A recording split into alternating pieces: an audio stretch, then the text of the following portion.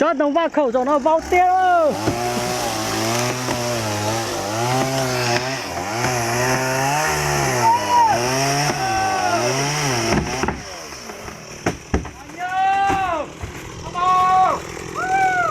Chỉ tao tranh nành vô.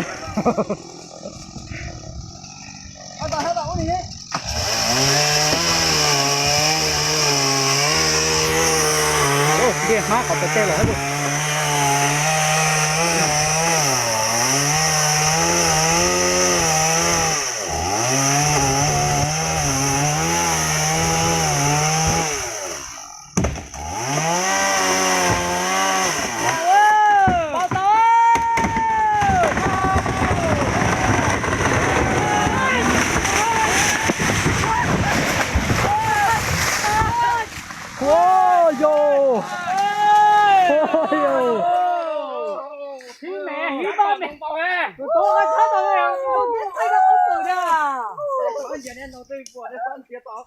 Giờ chỉ ở cái chuyện tá là mỗi cái chuyện tá là chỉ có chuyện tá là mù lố, nó sầu mù lố, lâu là mù lố, tôi có khét ra họ mua chuyện cho họ chút rồi họ chút, biết số là trên số là họ nhỏ thế nào mà đó, tiền bữa nó có chuyện nó còn gì à, na cái tia, chạy tập tả đâu, nó còn mấy lò chó tiền qua này, tí tát tơ hết luôn.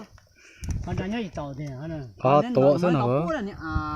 Mấy lúc trước mày nhá, ơi, ăn tàu tía là.